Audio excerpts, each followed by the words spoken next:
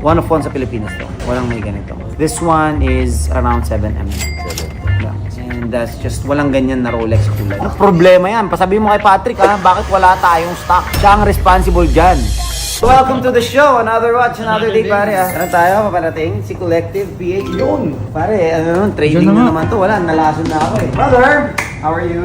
Kumusta, pare? Have a seat. So, what we're doing? Pare, nag-prepare na ako ng mga watches to your liking. And then, I believe that you have some cards for me then, no? Yes. Oy! What the fuck? What's going on here? Ay, pera! Pare, gusto ko, tingnan mo. Pare, blue eyes. Ay, kagina, ganda nito. Talaga, good seeing you again ha. Yung trabaho mo talaga ha. Promo Asia. Alam mo yung kilitili ba rin Galit na galit to. Galit na galit. Ganun ba yun? Bro, I got you a couple of the vintages. Sige, you just take a look, take a glance kung ano yung matipuhan mo, pare. Damn.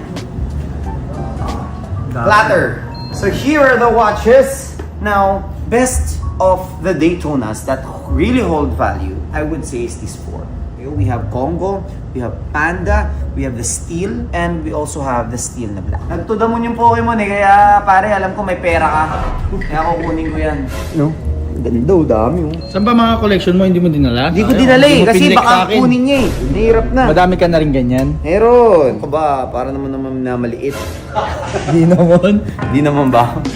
Now, if you want something unique, these are not as unique. These are a little, there is common, but even the common to pare, it holds its value. 100% ito pare tumataas every single year. That's the Wimbledon. 41mm Wimbledon. Yeah, the Wimbledon. Pare, tingnan mo yung cup ko, Wimbledon yan. Hindi ko ano. Shoutout kay Mr. Bicep pare, regalo niya to.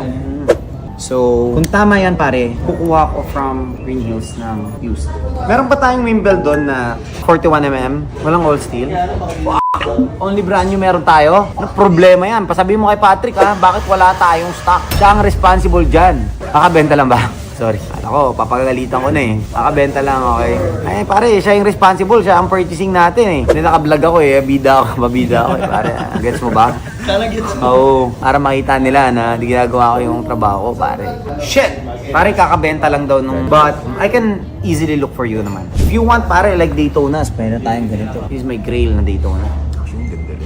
Yeah. So this is, I would say, one of one sa Pilipinas to. Walang may ganito. This is the Pana Lemon.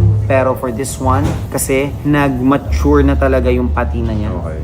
To the point na meron siyang konting cracks na. And I call it the lemon pie. Dahil doon. So it's a Daytona lemon pie. This one is around 7mm. Yeah. Dahil sa dial lang. Everything is the same. Because pare, ito is exactly ganito before. That's it. Same reference, same everything. What year is it? That one is 2004, 2003, 2004. This one is 2008. The only difference that between these two is eto pare, walang mali si Rolex. Eto may mali. Which is yung paint na ginamit. Nagkamali sila ng timpla. Kaya bigla siyang nag-yellow ng ganyan. Kasi it's neo vintage watch pa eh. Hindi mo naman talaga siya vintage talaga eh. It's 2000s where we're talking about 22 years old watch. So, not much. Pero, bakit siya nagganyan na patina? Natural yan. In time yan, nagganyan siya. And that's just, walang ganyan na Rolex kulay. Ano yung humidity, lighting? Mostly, pare, ang nangyari kasi is the hue na ginamit ni Rolex. Doon sa iba, nagkamali sila sa may ibang planta ng paghalo ng paint. So, yung paint na nahalo is through time, biglang nag-cream agad. So, after ng cream, nagli-lemon. Hanggat sa nag-crack na siya kasi ginamit. Pare, bakit siya nag-crack yan is because too much exposure to sunlight. And also, ginamit siya when ang sports nung gumamit na to firing before. Okay. So, nagpo-pole firing siya. So, yung vibration also contributed kaya nagkaroon ng konting cracks. Pero, ayan na yun. Ang maganda kasi sa Rolex, kahit mag-crack siya, it will just give a dent. A crack lang. Pero hindi siya magko-continue na collapse talaga o kaya talagang mag-break. Ako talaga pare, tinatago ko to eh. Di ba? May character eh. Ganda ng story behind it. Yeah. Even yung mga letters pare, nagdi-deteriorate na konti yan. Gumaganon-ganon na. Maliliit. Ganda ng cracks eh. Yeah. Kasi parang siyang snake skin na eh. Something simple is something like this, then ghost bezel na siya. Nagbo-bluish. Supposed to be black eh. Pero dahil sa time yan. Ako pare, I would suggest talaga. This is my second most favorite watch sa Rolex. So the difference between these two, kung makikita mo pare, is just the ceramic. This is steel. This is ceramic. Yes.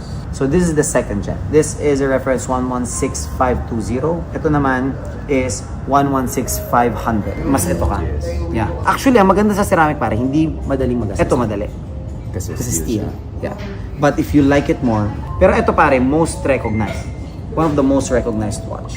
nagpa-pop yung color. Nagpa-pop talaga yung pagka-black.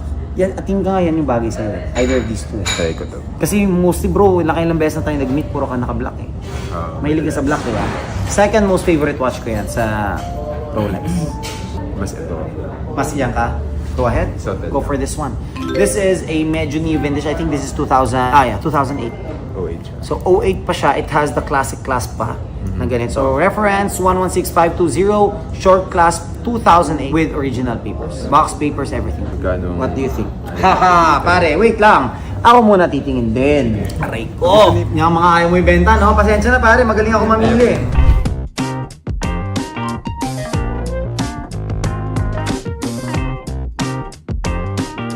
You should at least give me Lahat, 3. no? At least 3 to 4. This is the Blue Eyes White Dragon. Makikita mo pare, tiga mo. May ano siya, Egyptian scripture siya na foil. So this is the promo Asian English. Ito naman 2017. This is the from the Yami Yugi versus Kaiba na booster set and Japanese. And then this one naman is the Premium Maximum Gold El Dorado. First time nagkaroon si Blue Eyes White Dragon na all gold. Tayo na, 2002, meron pang QTV Channel 11 ito ng mga panahon na to. Yan. TV, oh. Nanonood ka nun? Maglalagay ako ng card sa film. Tinatawag kong Dark Magician. Ano yan? Thank you ba? Di bro, bigyan mo ng discount konti pa dito kung 5 to. Magkano lumalabas, sorry? 1,350 parang ganun. Yaman na, 10,000 lang naman. 10,000 ba? 1,360 na 20k. Eh hindi, kaso yung dito, hindi ako nakatawad. Price niya. Magkano ngayon lumalabas to, lahat? 345. Matagal naman yung 45. Yun, pwede pa ako.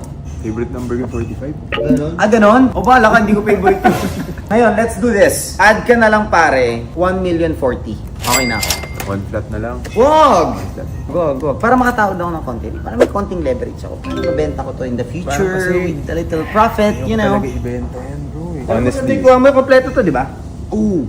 Maganda pa nga yung kumukuha niya yun. Maganda pa yung price. May mix pa to. Yeah, meron. Eh, no, walang faded na kulay eh. Kasi bro, kung makakita ka rin ng mga ganitong dito na medyo kalbo na yung ganun, over-polish na. Ito maayos-ayos.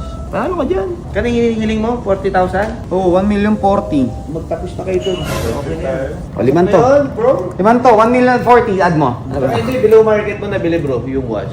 Hello, Mark. Below Check ka ng market ngayon, Brad. Below market mo siya nabili. 1 million siguro, bro. Let's just close the deal. 1,020,000. That's it. Meet in the halfway. Okay na. Done. Congrats Thank you, on bro. your first ever Rolex, pare. Ever, thank you. Pagbebenta mo yan, sa akin mo lang bibenta. Ganun din, no? Yes. Trade na ulit pabalik. Oo. Yan. Magkakasulian lang tayo in the video. Shout out sa Stray Collective PH, pare.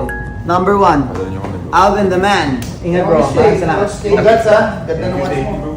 Congrats, bro. Pagdating mo doon, pare, iba na tingin sa'yo. Ganun ba? Daytona pala yan. Very busy ha. Pare, may package tayo dito. Kamusta? Hi. Hi, ma'am. Oh, si Ma'am Cinnamon nandito, pare. Oh.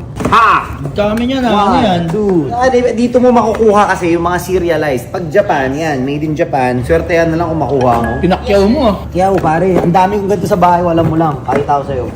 Galing mo dyan. Grabe ka naman, boy! Nagbukat na, gago nang ilam. Nangialam! Hindi, tinutulungan kita bro. Uy! Shit. Yeah, so ultra rare siya na full art over frame. Yan. Magkano to? Magkano to? Dahan, so hindi ganyan ang magawak na na. Pero may isa pang prismatic rare. Ah, Ayan na! Yun! Uy! Ganda. This is prismatic rare. You know, next yan. Blue Eyes! Why? Yun.